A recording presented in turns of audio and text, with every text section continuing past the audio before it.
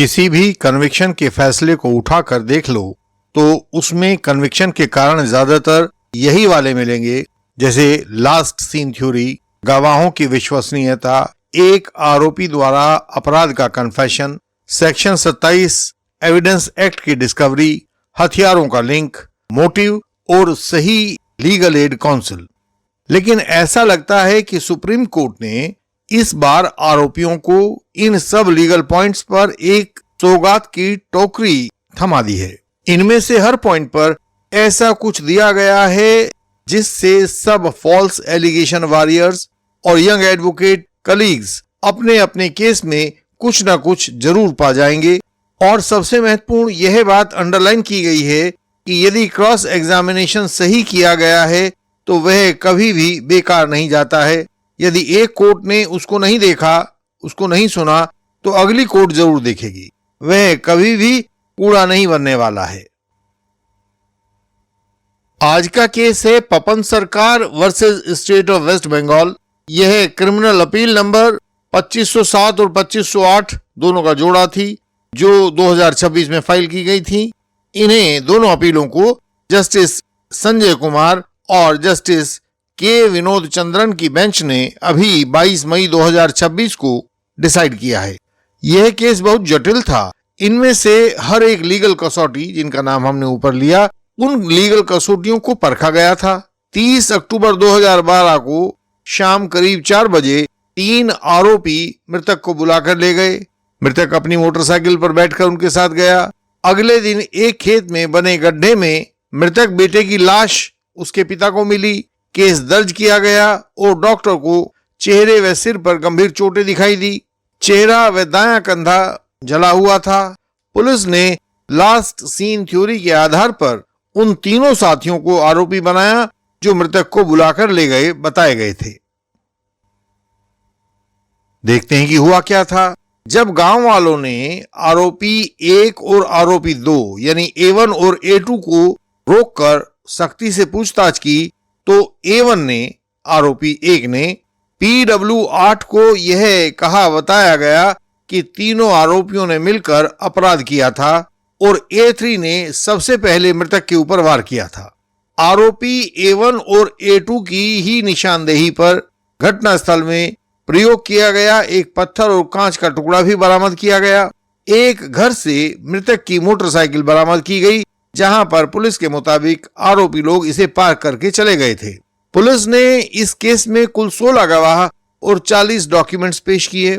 इस पर trial court ने इसे एक प्रीमेडिटेटेड यानी सोच समझ कर किया गया मर्डर माना और आरोपियों को सजा सुना दी।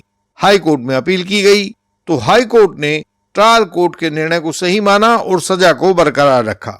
इस तरह 2 आरोपी A1 और A2 सुप्रीम कोर्ट के सामने पहुंच गए। सुप्रीम कोर्ट में आरोपियों की ओर से उन सब एविडेंसेस पर सवाल उठाए गए जिन पर ट्रायल कोर्ट व हाई कोर्ट ने भरोसा जताया था। लास्ट सीन थ्योरी, गवाहों के झूठ सच, अपराध का कबूलनामा, रिकवरी नोटिस आदि सबको चैलेंज किया गया।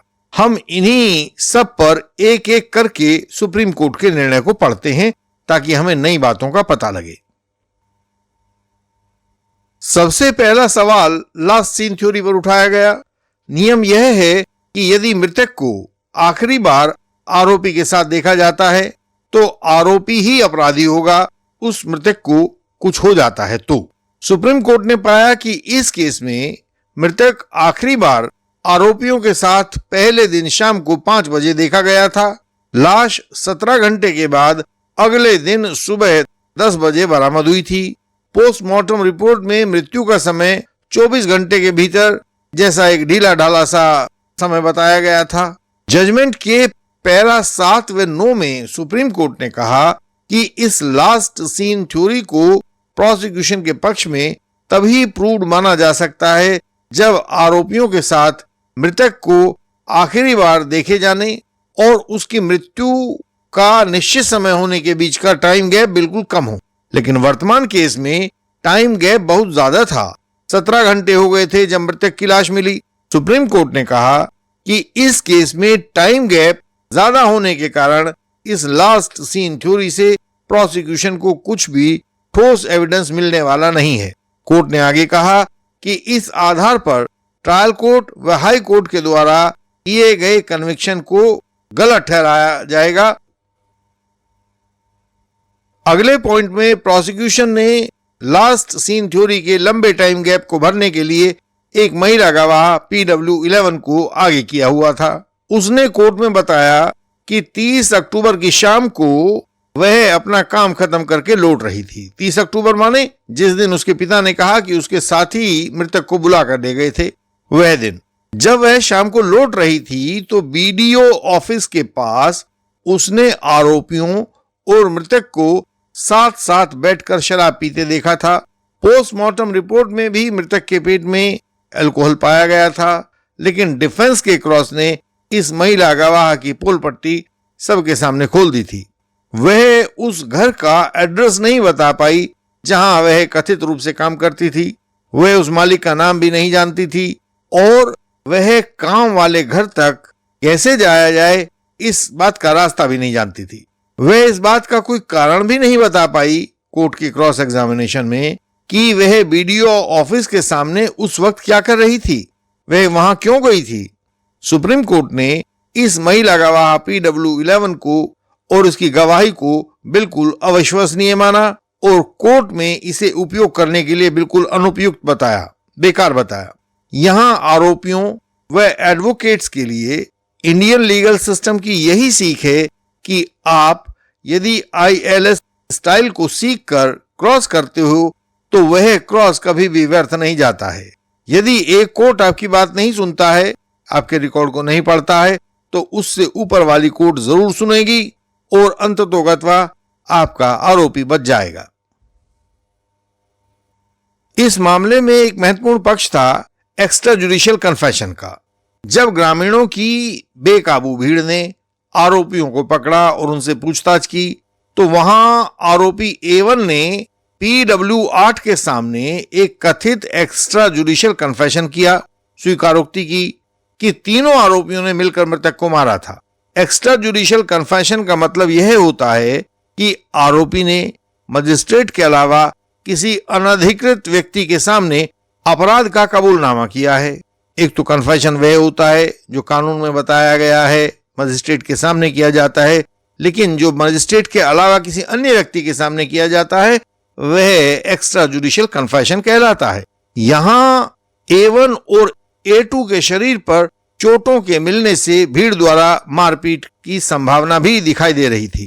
कोर्ट ने कहा कि मारपीट कर लिया गया कबूलनामा लीगल कन्फेशन नहीं होता, इसमें दूसरे आरोपियों को क्रॉस करने की सुविधा भी नहीं मिल पाती।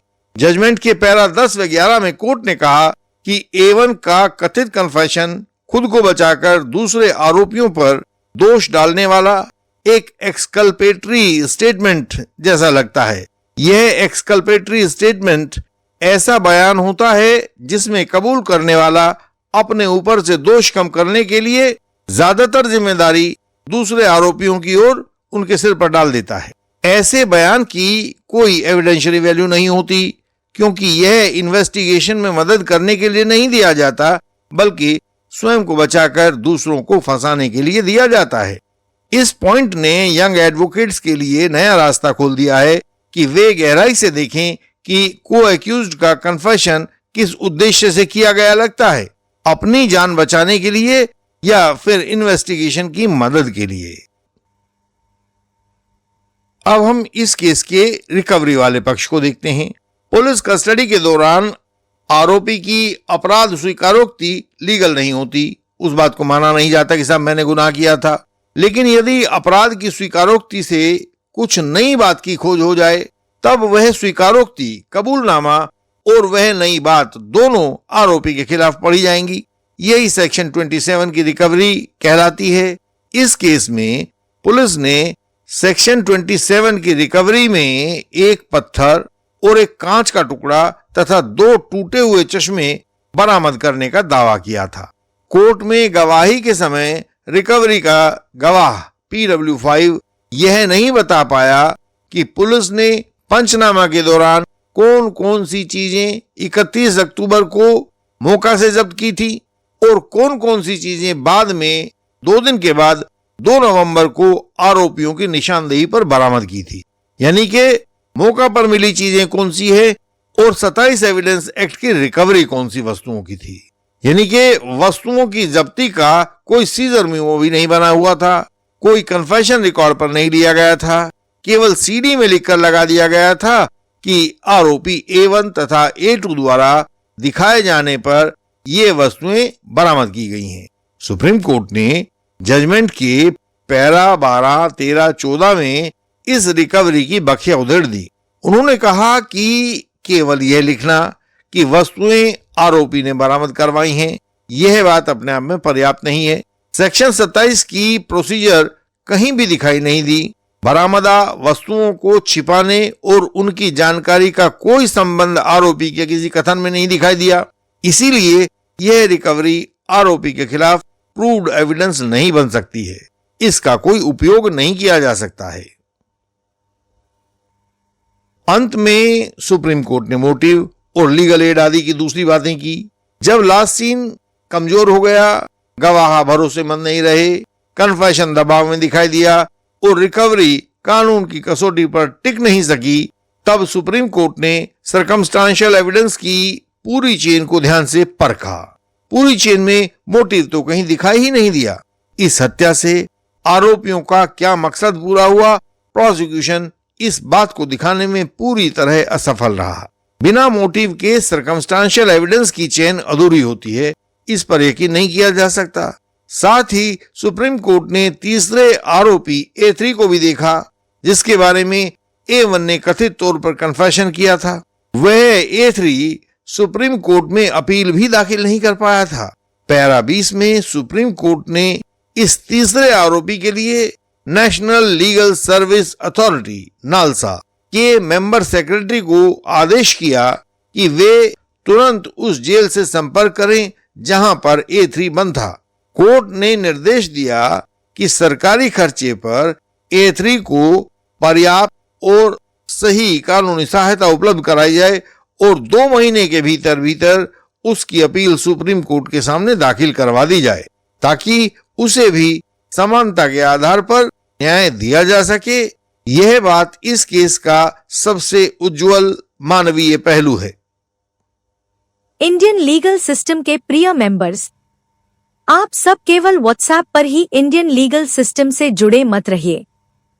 कृपया हमारा टेलीग्राम और IMO अकाउंट भी तुरंत ज्वाइन कर लीजिए। आज के समय में किसी एक प्लेटफॉर्म पर पूरी निर्भरता ठीक नहीं है।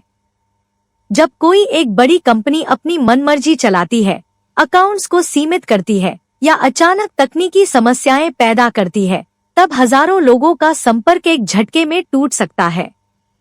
पूर्ण निर्भरता हमेशा शोषण और मनमर्जी को जन्म देती है और अभी व्हाट्सएप के साथ हम यही अनुभव कर रहे हैं। वे कभी हमारे किसी नंबर को ब्लॉक और दूसरे को चला देते हैं, जिससे हमारा आपसी संपर्क खतरे में पड़ जाता है। यदि आप लोग अलग अलग प्लेटफॉर्म्स पर इंडियन लीगल सिस्टम से जुड़े रहेंगे, तो हम सब मिलकर इन मीडिया मुगलों की मनमर्जियों से सुरक्षित रहेंगे और हर परिस्थिति में हमारा संपर्क बना रहेगा। वर्तमान में इंडियन लीगल सिस्टम का मोबाइल नंबर 9870395059 रहेगा। यही नंबर टेलीग्राम और IMO पर भी रहेगा। इसलिए अभी टेलीग्राम और IMO पर भी हमसे जुड़ जाइए। हम आपकी प्रतीक्षा में हैं। इंडियन लीगल सिस्टम हमेशा आपके साथ है।